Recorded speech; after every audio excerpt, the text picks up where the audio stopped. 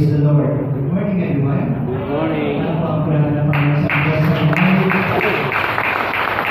God. Nakakasama ng taon. Mainit. Pero wala ko din mag-iwan. Wala ko pinagin ng Islam. Palapakan mo yung mga sarili mga kapatid kayo na yung mga salamat ko. Paano yung mga pastor na nilulul sa mga desesya dahil ang Panginoon na siya ang namin sa diya sa umaga ng napasama. Muli natin Panginoon, palapakan natin Diyos sa buhay ng Panginoon. Lalo na siya po, mga kapatid. Masalamat po, welcome to our brand new sermon series. Ang title? Disciple. This will be a month of discipleship. So sa mga kapatid na nag-deliver na mag-report, sa mga kapatid na nagdadalawang isip na mag-report, nais ko na ang palalagin ko ay mag-usap na blessing ngayon para sa pangangaral kasi tayo sa bagay ko. Natawa ay siya ang mag-usap sa mga gusto niyo kung paano niyo sumulat sa kanyang tawag. Kaibigan. Maraming salamat mga sa umaga ng sa mga Diyos sa pag-uwi mo sa aming buhay. Dahil Panginoon, kami ay lakas, walang karamdaman na ito, na kayo umupo sa paglilingkod, pagsamba. Upang Panginoon ay sa umaga ito, daladala natin ang pasalamat mo sa pag-uwi ng bawat isa. Sa iyo makapatan, sa isang sigaw sa hindi ko Panginoon, ang masalamat ang pag-uwi sa amin. Sa umaga ito, Panginoon, ay sa amin ibigay sa iyo buhay namin sa hindi mga salita. Masalamat sa mga kagitan namin na natataman ng presensya ng Espiritu. Sa iyong pagsamba, nag-uwa ko ang mga puso para maraming kabigan sa mga sa bagay. Sa Panginoon sa amin po hindi may mga salita. Ingatang ng mga puso, may mga lupa ng mga puso. Isang mag-iwatawang lupa ng kagana. Tumagyan ang namasip ng mga salita na naway na iuubo, bunga, at loob. Mga Diyos, mapagpala ang bawat sa amin ng Espiritu ng Diyos, tago yung malipit sa iyo, pulayan mo Diyos sa may tasa sa mga nabi, ipamutawi ang mga salita, ang papalakas, ang papatibay, ang papatibay, ang papakilos sa iyo sa pangalan ng Jesus. Amen. Palapakan natin ng Diyos na buhay. Today, I will be having the first topic of the first sermon for the month of October. Wow, October na. Grabe, mga pagbiyagan, imamalin na ako, naman na 2025. Disciple. Pagka sabi ko subtitle ng ating disciple team, sermon team, discipleship principles from the followers of Jesus. Ang mission po, ang goal po ng ating sermon team for the month ay matutunan natin na mga prinsipyo ginawa, kinilos, mga pinalapis sa mga disipulo ni Jesus sa kanilang pag-iilos sa Panginoon. Buka tayo ng mga tips on their discipleship. But today, I just want to exhort about the discipleship principle of Jesus Christ. Bago tayo kumuha ng tips sa mga followers niya. Siyempre, the best teacher of all, di ba? Jesus Christ. Sa tayo kumuha sa kanya ng mga disipulo. Last Friday, we started the sermon series of the disciple. We talk about the 12 disciples. If you will attend every other Friday of the Bible study, we'll tackle and discuss about the 12 disciples of their yung buhay nila habang nananahan ng Panginoon, yung buhay nila habang kasama ng Panginoon, paano sila ginagawa ng Panginoon, ano ang nalatunan habang kasama ng Panginoon. And you know, Jesus Christ ministered for 3 years. And 3 years ago, dalawang apostolo, kasama ng Panginoon, days and night, 24/7 magkakasama sila. So imagine, kasama mo the great teacher for 24/7 for 3 years.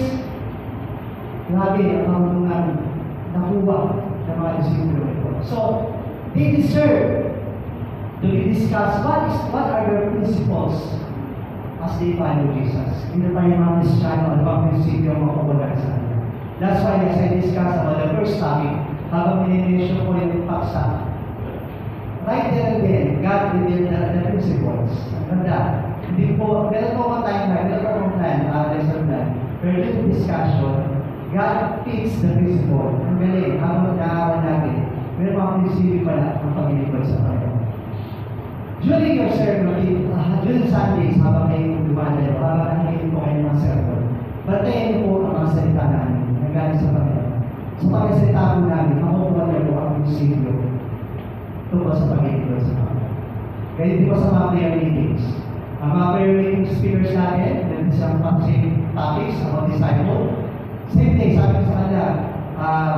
praise the Lord, na habang pinipreach niya, may lumabas na principle about the discipleship. We're very much excited for today's team. Talaga kahit ako excited kasi ang ganda na tayo. And I don't know kung gaano na interest about discipleship, but today, I pray the Holy Spirit will convict you to be disciple, to be a disciple. And let's start this time. So, we know the 12 disciples, di ba? Dahil dalawang apostol, saan pinili ng Diyos sa kanyang pag-ministeryo sa iglesia, sa unang iglesia. The 12 disciples were chosen with different careers, different backgrounds, different characters, and different attitudes and traits, di ba? Ibang disipulo, ibang tao na ginawa yung disipulo.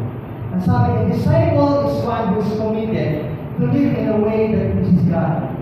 Ang isang disipulo daw, ay isang tao nagtalaga ng kanyang buhay bilang isang disipulo ay isang tao nagtalaga ng kanyang buhay na mabuhay sa paraan na bibigay ng sa Diyos. So, ikaw disciple. Kapag kayo nagpag-disipulo, ang goal mo ay magpagaling sa Diyos at mabuhay sa paraan na bibigay ng kaluluwasan.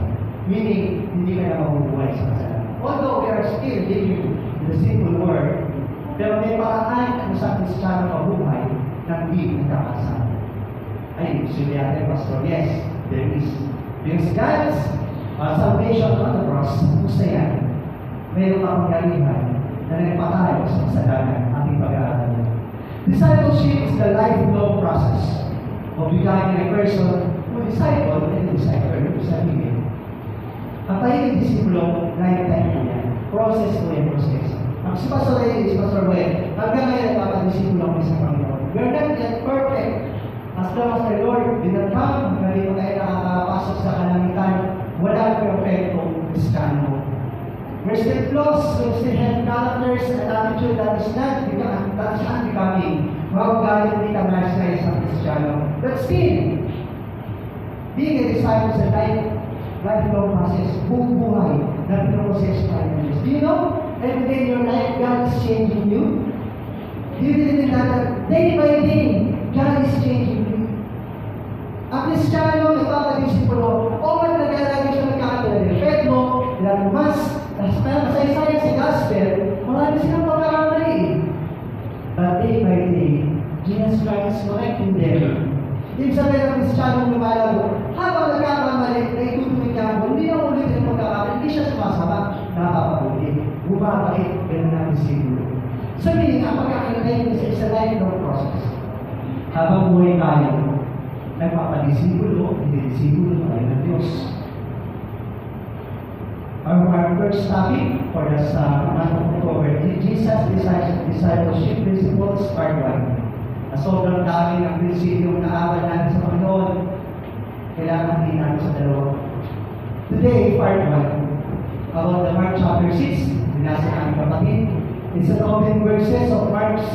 Jesus returns to his hometown of Nazareth. He heralded the same message about that he has shared through Galilee. But the reception in Nazareth was unwelcome. The city was marked by unbelief. And I believe that Mark says, make Jesus martyr. Dito po, sa Mark chapter 6, basahin na. Umalis doon si Jesus at umuwi siya sa sariling bayan. Kasama ang kanyang mga alagad. Pagdating ng araw ng pamimina, si Jesus ay nagturo sa sinagoga.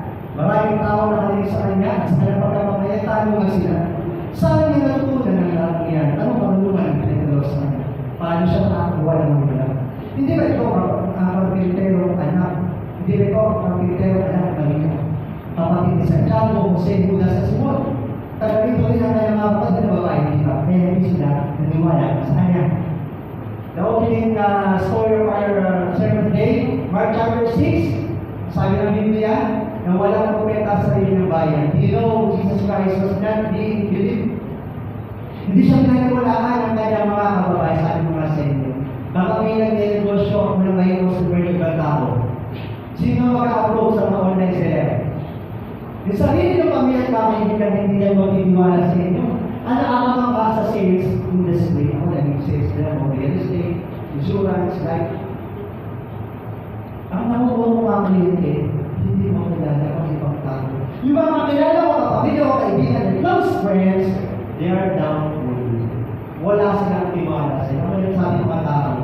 Ayaw natin kumita ang ating mga kaibigan kapamilya. Tama. We are very much so insecure na kapag may uulan sa ating kababayan. Si Jesus, naranasan niya ang rejection ng mismong bayan niya. Diba ito na hindi ka mag-preach sa mismong lugar mo? Kasi naranasan mismo niya. I was became a pastor at the age of 21. Bata pa din, nakilala sa kansala. Kaya kami maging pastor, direksyon ng barong na matigas na parang may kumirayan yung burda dito. Kapag naglalakad ako sa kansala, tinutuya ako na ang malalang. Ay, pastor! So, napakahirap napakahirap ng propeta sa sarili mong pamilya, sa sarili mong bayan. Pero, bakit natin i-receive ang mga dito? Still, Jesus Christ ministered his full power.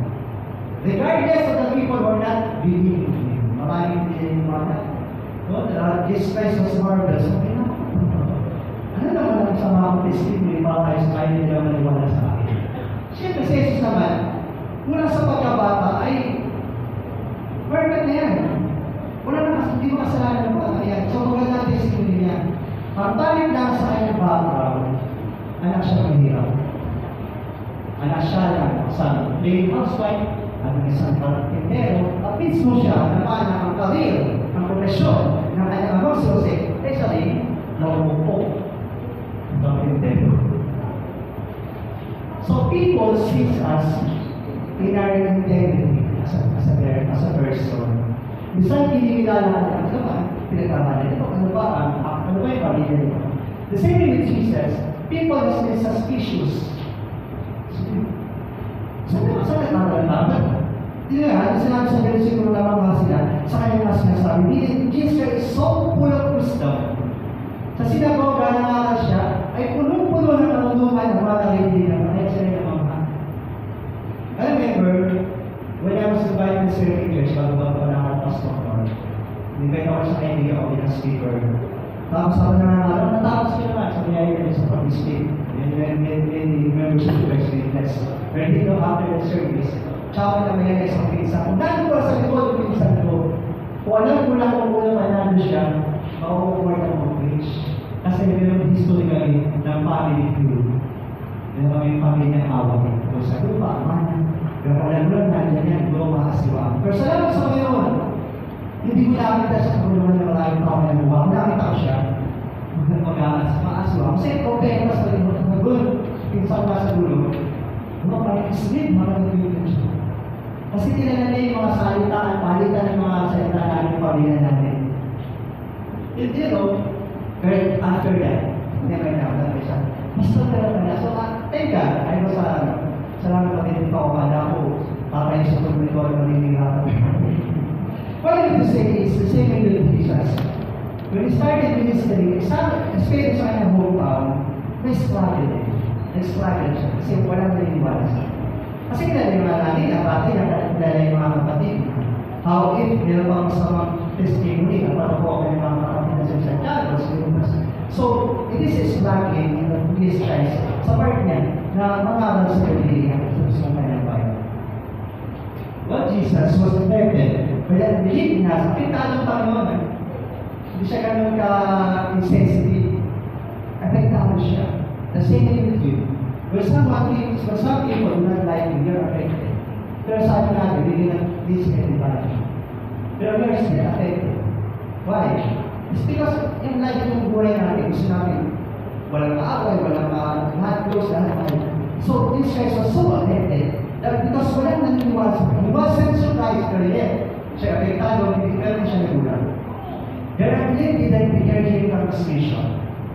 Kapag may mga taong hindi naniniwala sa iyo, hindi naging kailan para pumili ka sa mission. Magpatuloy na kasi part yan ng challenge. Yung mga taong wala sa atin.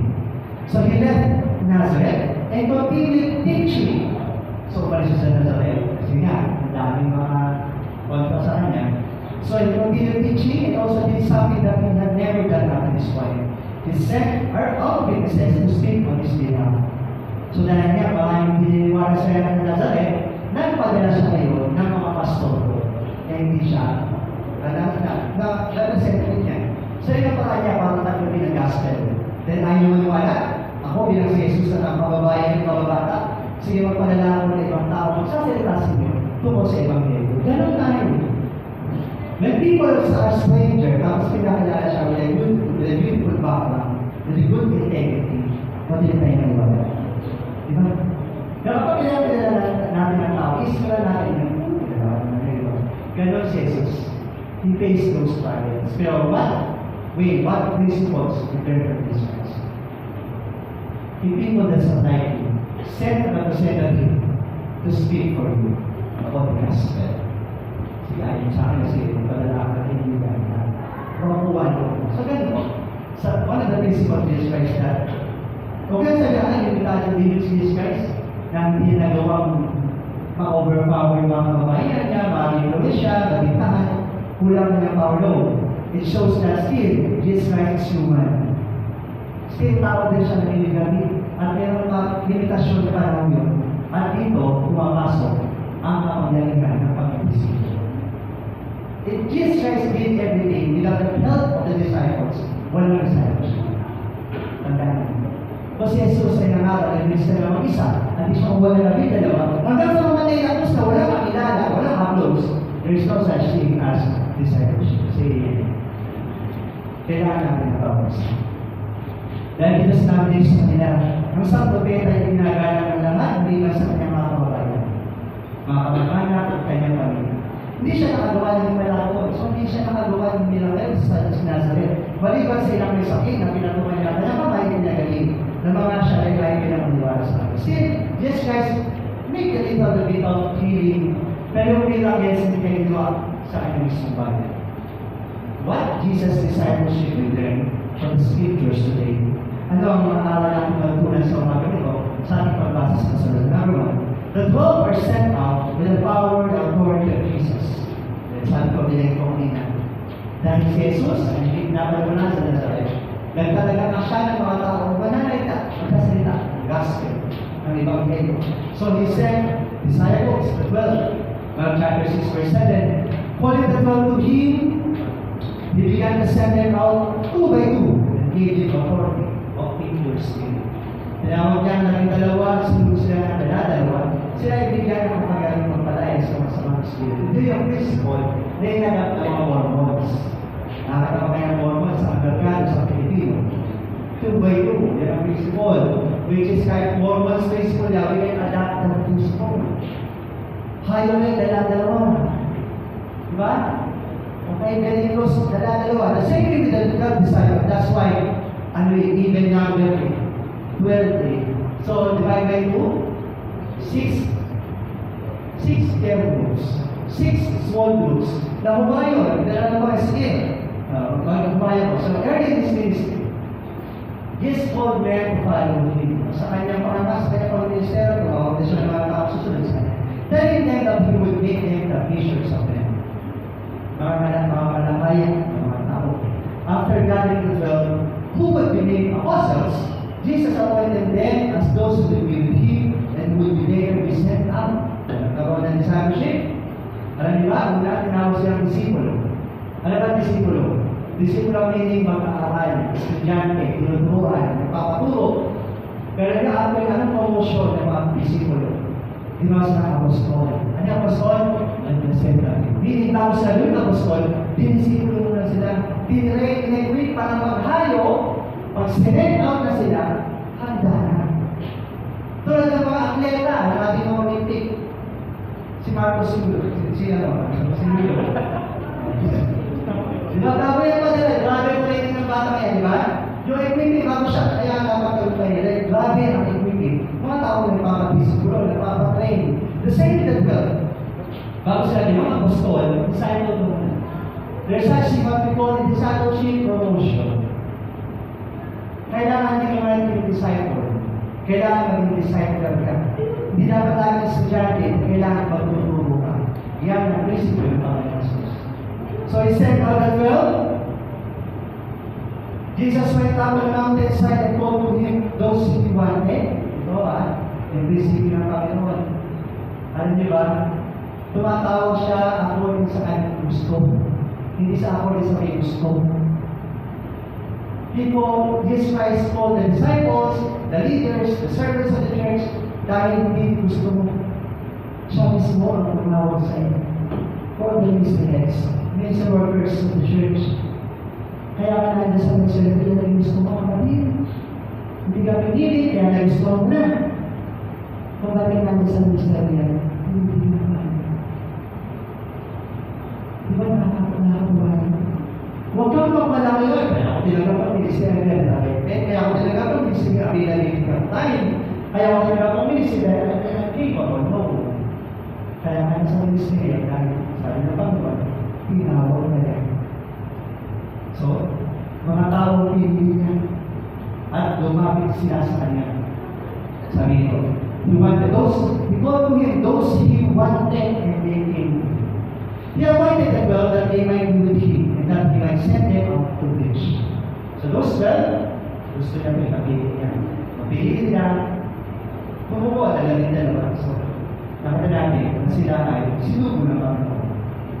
So, sa verse 13 and 14, bago naman sa send them out, hindi siya, doon sa verse natin, verse lang siya na magkakalapit. Pero ang pagkita nito, na appointment of the 12, at saka pag-send them out ay itong end na ito ay napakalaking panahon ng pagtutulong. Sa verse lang, sa basa lang natin, tinawag ng Panginoon at sinulong. Pero itong word the end is a point of discipleship training. The point of equipping by the Lord for the 12. Yan ang tawag kung gano'ng kahirap, gano'ng katagal, gano'ng kasapasakin ang salitang end na yan. In between the calling and the stage. Throughout this ministry, Jesus has performed signs and wonders that serve to show who he is and authenticate his authority. So 3 years ministry, you know, who was preaching, Jesus Christ doing miracles. Kaya tinutulong siya ng mga tao. Diba? Ang tao, may isa, miracle. May tayo sa mga himala. So during that time, ang himala ay sinusunod ng mga tao kay Jesus. Signs and wonders, mga miracle. Diba? Ngayon, wala ng mga signs and wonders. There are signs of the church and the people wonders. There are churches today, they are doing miracles, not alignment with the gospel. Himala ng kayamanan, himala ng kagalingan, diba? It is not the gospel. Pampadaya sa mga taong nagamdaw ng pisikal na kaalawan ng kaalawanan. For Jesus Christ, ito yung performance of the Lord. Signs and wonders to authenticate His authority. Para sa mga tao na nag-iinala, nagdududa sa kanyang pagiging Messias, ang kanyang mga himala ay papatunayan na siya sinubo. As Jesus sends out the 12, they confers on them the power to perform these same signs. Ang ganda ng equipment sa 12 disciples, not just to teach, not just to preach, but to perform miracles. Sino yun? 12 disciples is against si Judas Iscariote. They know even Jude Israel performed miracles. Principle. Kahit mangilalim ang Kristiyano, kahit gano'ng kasigkat, gawin nila sa isang Panginoon. Dating ang dating, yung mga Kristiyano, makukuha ng diabo upang ipagtas sila ng Panginoon. But they're sent to represent Jesus and accompany with signs or educated. So, kasi kuha nila ang tinatawag, miracles eh. No? Walang masamang magpadami ng miyembro sa pagpapalaro ng miyembro sa kanya ng miracles and signs and wonders, di ba? Pwede tayo magkagaling dito na may sakit. Di ba? Pero hindi niya yung gospel niya. Jesus Christ, tumutok siya sa ibang kid. Para I was raised in evangelical church through materialism. Kung meron kami laging Sunday school kids, kasi yung church, nagpapamigay ng libreng pagkain yung linggo. So sabi ng nanay ko, sa dalawa ko rin ko, sige Reggie, punta ka doon, bila ka doon. Yung pinamimigay, yung pulbon, yung mais, tsaka yung gatas na dumidikit sa kalangalan. Bila ka doon. Ang kapalit doon, Upo kayo, tumanan kayo. So, people joke with God because sometimes through miracles, materialism. So, hindi ko nakakahiya kasi wala ako sa material. Pero ginamit yun ng Diyos para makilala ko siya at magpapito sa kanya. So, the 12% with God's provision of power in our world. Hindi lang tayo kasi na tayo gagawin ang activity natin. Next, the 12% are fully dependent on God's provision. Sa verse 6 sa chapter 6, verse 8. This word is actually this Christ. Take nothing for the journey except a staff. No bread, no bag, no money of belts. Wear sandals that know what God is a shirt. Whenever you enter your house, stay there until you leave the town. So, pinagpilihan siya. So, pag ilakbay, huwag kayo magdala ng naman, malilas sa tungkol. Huwag kayo magdala ng magkain, ng balutan, ng pera. Magsuot kayo ng sandals, huwag kayo magdala ng misa. Sapagkat kayo ay, kapag kayo nagpulis sa bahay na pinigil o nagkasayin pa kayo sa bahay. As Jesus sets out that well, He sets them with instruction that are unique to the particular mission. Anong unique ito? They're sent with minimal supplies without any reason. For our supplies apart from the generosity and hospitality of others. Ang ibig ng Lord, sige, ready na kayo. Marami namin madal, so, lahat kayo. Lord, bangon namin, wala kayong bago. Humayo kayong walang pera. Walang church. May baka kayo, walang support. You know that church started their mission without any support. Diba? They go beyond their capabilities. Sabi ko na sila, wala kayo, okay, magdala ng extra share. Mainit po ang pagdalakan sa disyerto. Sabi pa ng Panginoon, huwag kayo magdala ng sobrang dami. Napakalaman ng Panginoon. Wala malamang ako sila sa mga missionary. Pero what God want to test? What to prove? Ano gusto ko ipatunayan ng Panginoon? Kapag kayo humayo ng walang-wala, magpo-provide ng Diyos. At para mag-provide ng Diyos, gagamit siya ng mga tao ng sambahin para suportahan ang mga missionary. Para suportahan ang mga disciples. Ganon ang prinsipyo na manutunan natin sa paghayo. Isang pledge, kung nakag-mission ka, isang tarong kung magkano allowance. Kasi actually, yan talaga, kumain ang wala. Kung mission ka, doon sa Masca, kung di pastor, mga sa akin, pastor, nakarin mo. Yun, tutuloy ako. Masca. Pero ganito ang senaryo na pinahay ng Panginoon ang mga disipulo nang walang support. Kung ako yun, back out na ako sa ministry. Kahit nakapag-train ako sa Lord, papalakarin mo kami, wala akong sandals, walang extra shirt, walang pera. Pero sabi ng Panginoon, go! And God, I will provide. Kasi hindi mako-provide, mga tao. Mga bahala ng iglesia, mga tao, mga tahanan na mag-a-attack sa mga tao ng division. You know, kung bakit pinagpapala, ginagamit ang kasama ng Diyos para pagpalain ang iba. Our blessings, mga blessings na natin natin, you deserve it. But you know, ang gusto ng Diyos, i-share niya. Ganon ang mga hospitality family during that time. Kapag pinahay ang labing dalawa, mayroon nang kinukonvict ang Diyos na isang tahanan tatanggap sa mga siguro. Why? This one is that. Jesus asked them, when I sent you the first, God or sandals, did you lack anything? Nothing. So pagkatapos nun, pinahay sila at tinig sila ng Panginoon. Pagkatapos ito, tinanong sila ni Jesus, nang sabihin ko kayong walang dala lalagyan ng pera, balutan sa sandals. Kinula ba kayo? Sabi ng mga apostol, Panginoon, hindi po. Diba? Sa una, struggle, ang hirap pumayo na walang budget. Sa una, struggle, ang hirap pumayo na walang particular na budget na pera o anumang damit. Pero this time, the disciples proved that Jesus Christ is to His word. Tuturo siya sa kanyang mga salita. Sige, ngayon na kayo. Ako ang bahala. Yes, hindi sila nagkulang. Let's say at church, all the learn tayo mga budget. Kami na dalawa lang po na pastor nilalangos dito eh.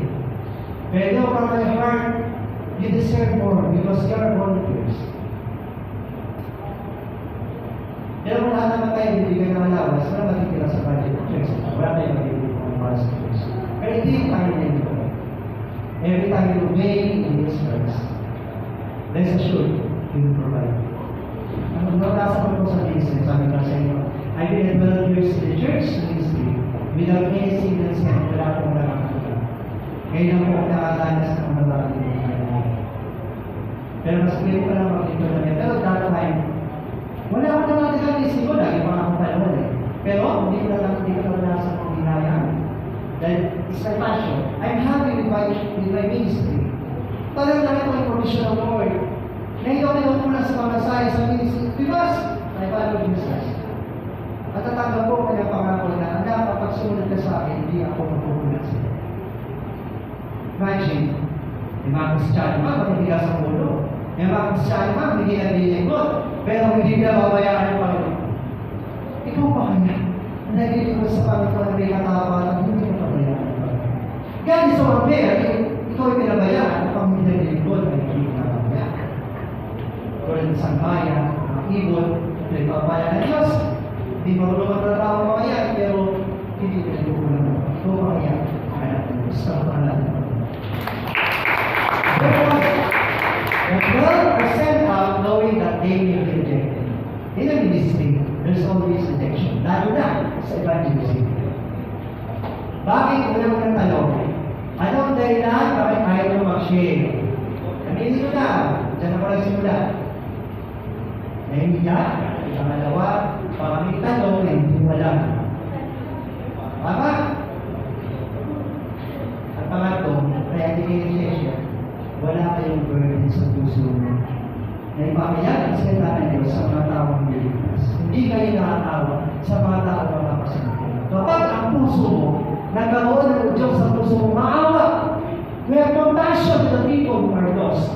Rest assured, kahit natatakot ka, kahit wala ka lang, mag-share ka ng gospel. Gospel is so basic. To introduce Jesus Christ as your personal Savior, hindi yung mga gawa, hindi yung mga effort nila.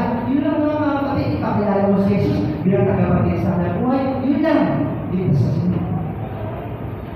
Bakit kaya nyo pang magtatapad na, pastor, di kami nag-aaral. Ano kayo, magpapastor, mag-theology? Everyone, every Christian, our whole, should share the gospel. I-share ang Bible. Or just a Sunday teacher, Sunday schoolers, or Sunday attenders. Monday to Friday, Saturday, walang gospel sa buhay. Although, there is expectation that there are always suggestion. Talaga naman. Kapag sa isang grupo, kapag mga Diyos ka, medyo nababago ang treatment nila. And then, no, there are tips. There are styles to share the gospel. Tulad kay Jesus, di ba? Kasama niya mga kasalanan, nakikapagwentuhan siya. Sabi, hindi naman sa rin ako, Kristo. Nagsama siya, nakikuha siya. So, ibig sabihin, kaya tayo magsama, huwag tayo magsama. Kapag ang mga tao nito ay relax na, pampanya na sa'yo, let's start to share gospel. Pakinggan na sila sa iyo. There's always rejection. But they know that, well, still obey Jesus Christ. Although may no expectation, they will be rejected. Any place that will come your recently leave that place and shake the dust of their feet as a testimony against them. About the dust of the feet, yung mga pinapagkita. Ito po ay tutulungan ng mga Hebrew panahon. Dahil kapag isang tama na hindi tinanggap ibang hirap pag siya. Meaning, it's a curse for the family. Alala ko na yung SBD niya, pastor, yung pasok ako. Isa ko pastor ng grabe. Pinagpakin mo talaga yung pamilya. Saan ba yung pinagpakin? Sinayo siya, tendera na siya ang isip ng pagkakapag. Meaning, leaving the curse to the family. Nagigagawin sa mga kawin. Ang pagpagpag sa mga tao na i-reject the gospel. And yes, right, obvious. Kapag pinaboy, pagpagpag sila. So, all that is at the principle to be a number of evangelism and discipleship, pero mas nakapagpapag naman. Kaya just Jesus, as we are rejected in Nazareth, Jesus is preparing his disciples to the reality that there will be those disipulo, behavior talagang hindi maniniwala.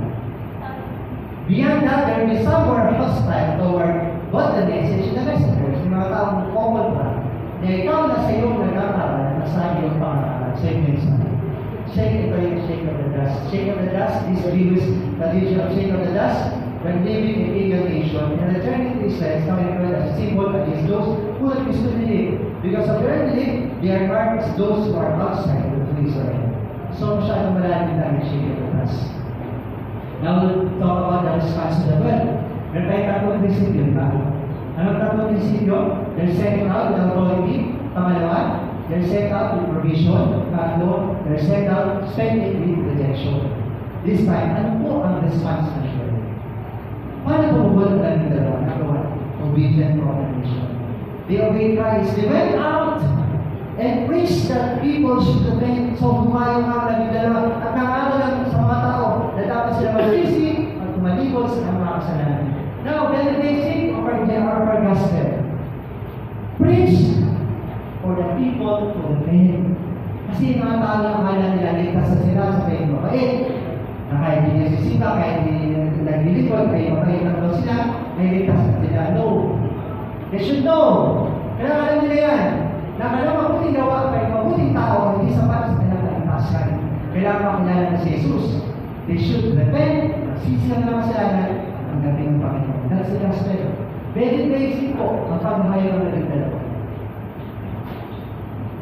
But there are times in the gospel when the disciples waver, medyo nagkailangan siya, this is not one of them. They respond to the sending of Jesus with obedience. May pagsunod, proclaiming the message of the gospel, and performing signs that validate them as commissioned by Jesus Christ. So that they proclaim the gospel to the right. Next, the abiding principle. Bukod sa pagsunod, nanatili sila. Kasi may mga taong sumunod, banda uli, tumigil. Yung mga taong nag-inipon, banda uli, nagpapay-pay, tumigil. But the 12 disciples has the abiding principle. Sumunod at nanatili. Kasi pwede una sumunod ka lang. Sa kalalim na tumigil. But the 12 disciples, they obeyed Jesus Christ, and they abide.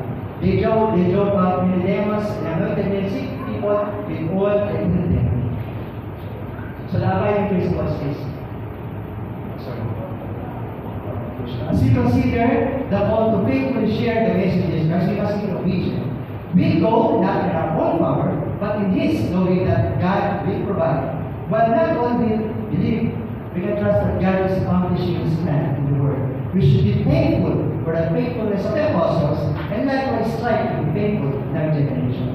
Principles of the apostle, the obedient principle, and the abiding principle. In conclusion, the discipleship principles of Jesus that we learn from today's scriptures will give us learnings that will help us in our decision to be disciple and disciple others. May our prayer natin today, sermon natin ngayon, sana makatulong siya sa pag-decision niyo ngayon na kayo ay magpadisipulo at maging disipulo para kami. I close with a survey.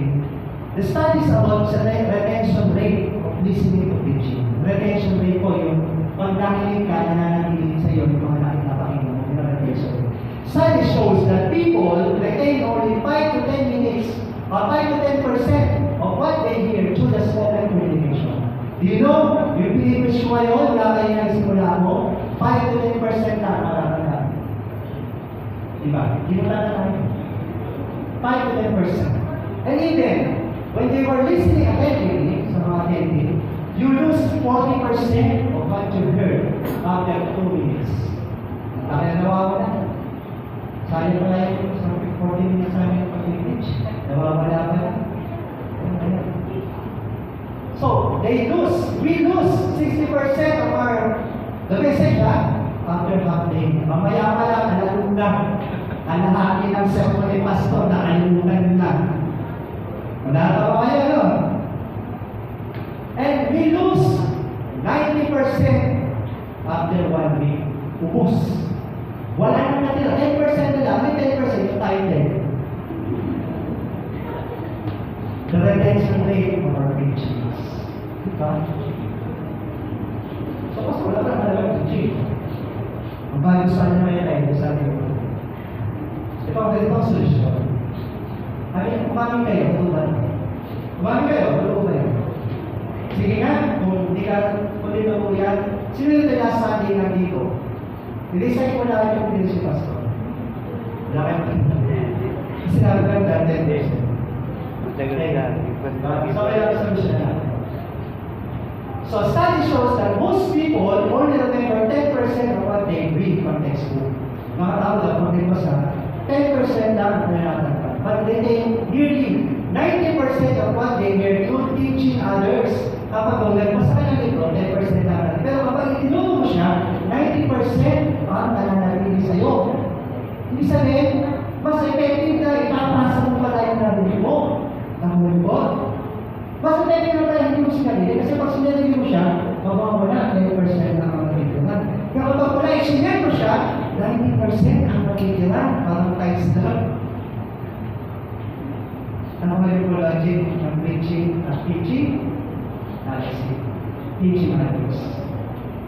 Kapag nakinig kayo ng sermon ni Pastor, hindi kayo makapagturo kasi after 1 week, ubus na yan. Pag may makapagturo, di kaya mamaya ka lang ng hali at wala naman natin yung plato. Di ba? So, parang magiging. Parang makapagturo na nakalimutan mo. Let's see. The principle of being disciple of the disciple of others. Pag kayo makapagturo, kailangan matandaan mo yung at naririnig mo siya. To retain at least 90% of the message, of the topic, of the table para maitulong siya sa tao. Kasi kapag nagdala ng 10%, baka wala akong panay usapan na kasi wala akong sa akin. Now, sa Tiago 1:26, mamuhay kayo ayon sa sentamentos. Sabi tayo mamuhay according to the word of God. Kung ito'y pinapakinggan lamang ninyo, o hindi sinasagawa, dinadaya ninyo ang iyong sarili. Sino dinadaya nyo? Kapag ano? Pinapakinggan nila. At inyo, sinasagawa. O mga bata, sa verse 20, sapagkat ang nakikinig na salita o hindi sumusunod din, katulad ng isang taong tumingin sa sarili. Nakalimutan pagkakas ng kanyang sarili ay walis na pinalimutan ang kanyang. Sino nagsalamin dito kanyang para magsimpa? Sino nagsalamin? Kasi mga babae, kami lang po ng tao sa amin. Nakatanahin ko yung sura niya, sorry pa na nalamin niyo. O, itinag bago yan, kasi ako naman tayo, dapat sa pasamahin niya. Di ba? May pagbabago. Pagkaya the attention, ang tao nagsasalisik at nagpapatuloy sa pagsunod sa utusang ganap na nagpapalaya sa pagpapalaya ng Diyos sa lahat ng kanyang gamitin. Bukod sa narinig, dapat pagkakalaman. Parang narinig siya. Kasi nakikita lang pero dapat siyang pagkakalaman, dapat siyang pagturuan, dapat siyang ituro, dapat ituruan. Siya ang tao gumagawa at di siya katulad ng nakikinig lamang pagkatapos ay nakakinig. Since FCF Rizal began, ganyan po ang nangyayari. Every Sunday ko na ginagawa ang sermon. 45 minutes lang i-deliver, 10% na lang ang nagtitira pag hindi kasama sa iyo. Are we investing with no profit? Parang wala na nangyayari sa mga pag-teach. Although I know some of you, most of you, have been assured by keeping on listening to words of God. But today, let's make this preaching every Sunday very effective in our discipleship. I will launch Faith Group. Today, FCF Rizal will launch this Faith Group. Anong Faith Group? Anong pangalan sa pamilya? Faith Group, everybody will be involved. What is Faith Group? Faith Group is a counterpart of Big Group of Bigger Church. Sila po ng church sa Big Group. Wala ko sa mag-ialap ang system because it's very effective. This is small cell group composed of 3 to 5 persons. Tatlo ang galing ng tao, isang grupo na sila. Next, Faith Group aims to reach out, to disciple, and to minister every members of the church.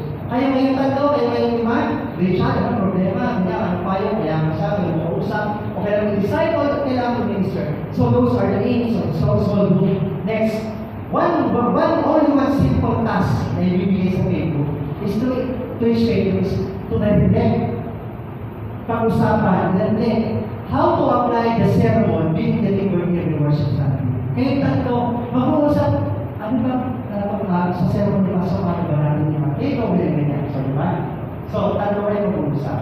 Huwag habang ceremony, kami tayo. Okay. Each group can decide bawat group ang mag-decision whether to meet after worship service. Kung ayaw yung mga ganun, pwede yung tatlo niya, sunod niya. To meet up or face-to-face meeting, the entire week or mga araw, or online within the week. At least, sa isang linggo, nakapag-meet na kayo. Alawag, 15 minutes na, 30 minutes na, kung tandaan na nakasalapan, pero at least 15 minutes na ito sa kayo. As care. Mabigat ba? For us to have the retention rate in reaching of 90%. The cell group leader will be assigned to each figure. Isang leader niya assign. Kayo pili. Next, reflection and application questions to be used related will be included at the back of our sermon, of our program. Although may po hindi na isama, meron kasi sinabi. Mag-identify po sa mga cell group leader. So, meron po din po every Sunday sa baba, meron mga reflection and application question for the big group. So, mandatory na bawat set of leader meron may program. Kasi ito gagawin yung gagawin kapag kayo ay gagawin. Members who are not here today, mga tayo natin, will be offered a big group when they come to our Sundays. Okay na natin siya. Okay. Okay. This will be a good start to obey others' command, disciple, punta sa Panginoon, teaching them to obey everything I have commanded you. So today, we're starting to follow the command of Christ to disciple of each other. O fast start sa information. Medyo may dala po tayo ngayon. Matapang pong tinapangan ko yung approach gawin ko. Kasi this is the very first start. After that, huwag na tayo. This is the very first start to do to have the self-information. Very sila, as fast as 7 steps. Magkakaroon tayo ngayon. As fast as 7 steps. Okay, everybody, tayo po lahat. Okay po sa inyo? Mabilis na po ito. Okay, for the guests and visitors, it's according to you, kung gusto yung pag-umisis sa group, or pwede naman for down, ay hindi mo na kayo kasama. Pero everyone are welcome to join you. As same as the steps. Number one, first step, look yourself into gender. Babae na lang. Lahat na sa teacher, pwede babae. Pwede babae na. Ito pa ako kasi. Kung naman tayo teacher, ibibilang ko dahil sa ito dalawa, na video. Lahat po dito, okay dito po. Pastoral, ito babae, hindi ko malaki. Assistant pastoral. Girls here. Yan, tama yung mga natin. Tama, nakatapos. Okay, hindi na lang eh. So, hindi natin po yung logo.